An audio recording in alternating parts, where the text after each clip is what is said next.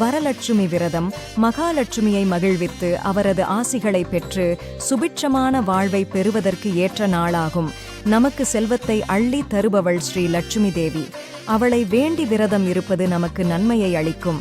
வீட்டில் செல்வ வளத்தை பெருக்க ஒவ்வொரு வீட்டிலும் செய்யப்படும் ஒரு பூஜைதான் வரலட்சுமி பூஜை. பாக்யம் தான் லக்ஷ்மி வாரும் அம்மா,